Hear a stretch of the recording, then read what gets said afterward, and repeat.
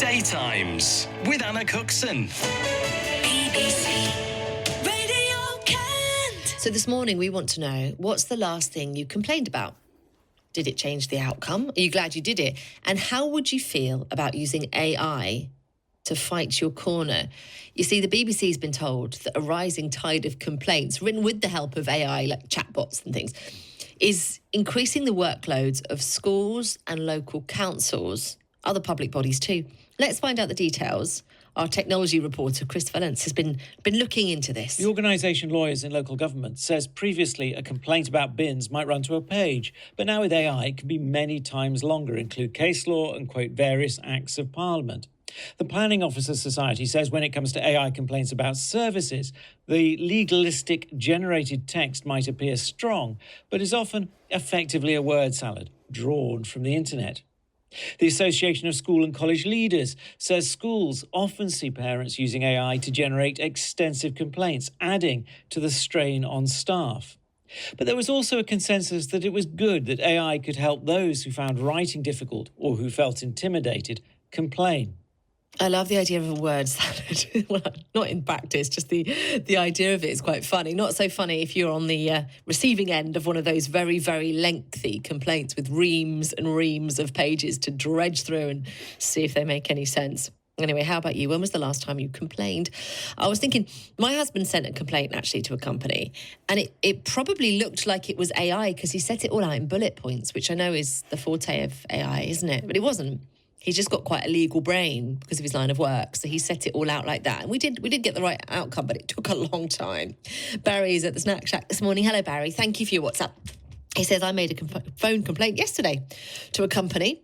I could not do an AI complaint as my phone is smarter than me and I can only do phone and text with it. I know, I've just upgraded. I've got a free upgrade on my phone. I've got no idea how it works. None. So I'd probably be in your boat, Barry. But do you fancy it? Do you fancy using AI to fight your corner? Maybe to find the right tone, the right language, the right words to get what you want? Because ultimately, you want to be firm but polite, don't you? Or would you worry, actually, that if you used AI, they would know and it might put them off a bit? I think this isn't real. This isn't a real complaint. They've just used AI. Anyway, I'd love to hear from you. 0800 756 1111. Let's speak to an expert now. Scott Dixon is a consumer rights expert from the Complaints Resolver website. Joins us this morning. Scott, thank you so much for being here. This is so fascinating. And before we get into the details, just tell us a bit about you and what your website does. Well, I've been involved in consumer rights for over a decade, Anna, and it all began with one experience that I had with a car dealership back in 2014. And I was sold a car that only lasted 11 weeks. And I was told that's a chance you take when you buy a second-hand car. So I got a full refund eventually, but it was a filthy and protracted experience that inspired me to make a career out of consumer rights. And I've helped people win over £550,000 in refunds and compensation on complaints since that. And there's no university that can tell you everything you need to know about consumer rights. I'm just self-taught. And I think that's the problem. People just don't know what they're entitled to and how to assert their complaints and consumer rights effectively. Well, presumably that's why people are turning to AI, do you think? It is. And the problem that you've got now is you've got firms using AI to fight AI complaints. No. And that's what's happening in the private parking sector. And they're using AI technology to detect AI-framed complaints and reject them without looking at the evidence. Oh, no. So do you think, actually, if you put a complaint in it is AI, you've got less chance of being taken seriously, that it's going to set AI upon itself? The problem with AI is it's like butter. You can spread it in any direction and it can hallucinate. And it's not 100% foolproof. And it's convincing when it spits out the advice. You think, oh, that's right. But it's not necessarily the case. Although some, Scott, might say you're going to say that because it's coming for your job.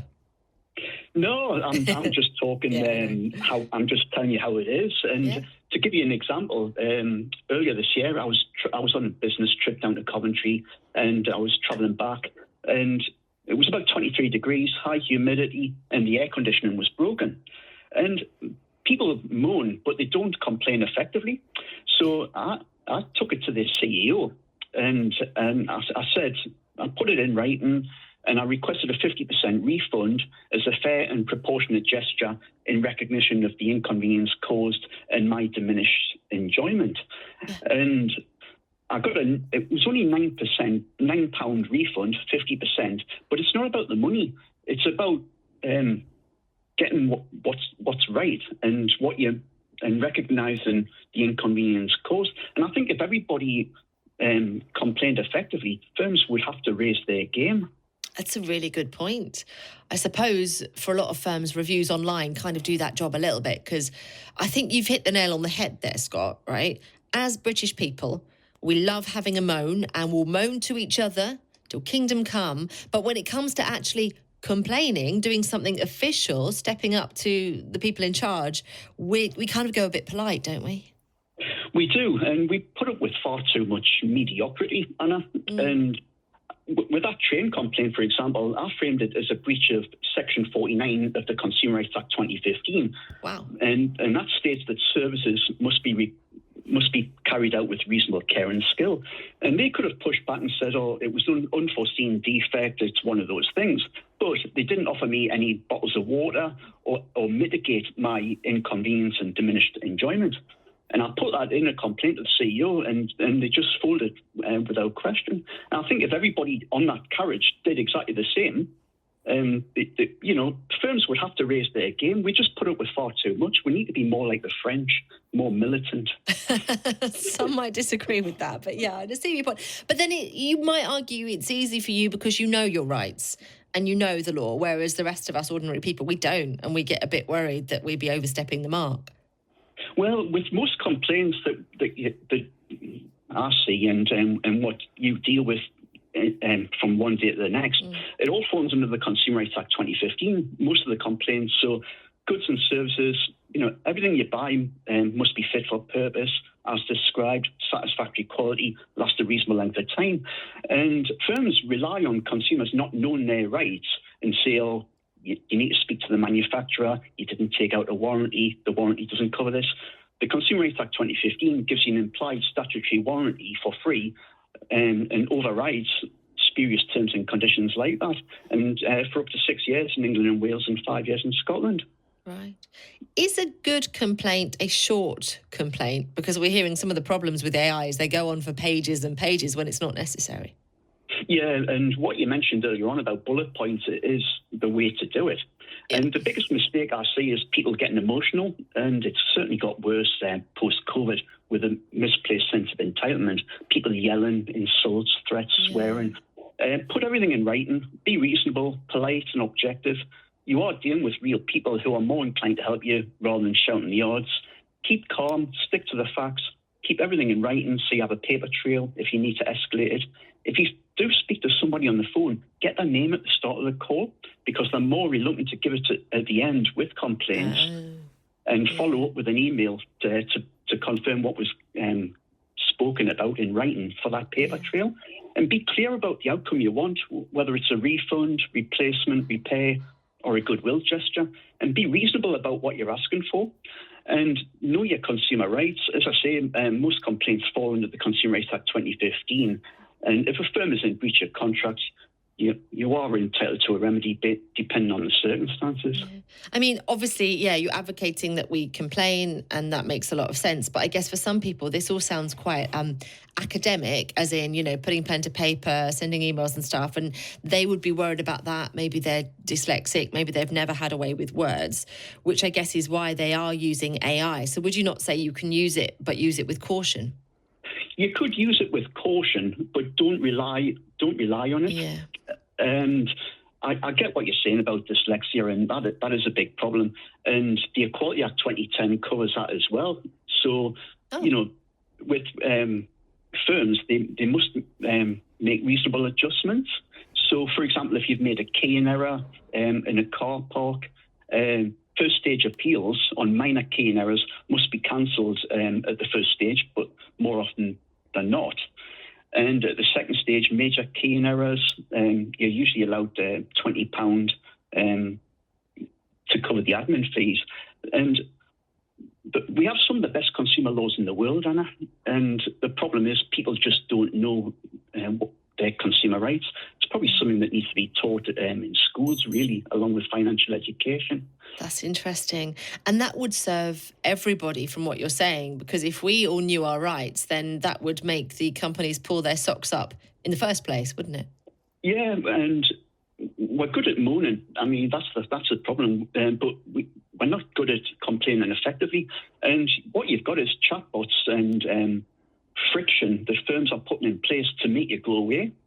So instead of going round and round in circles trying to find a way through the maze of confusion, look up the CEO's email address, because that's what I do.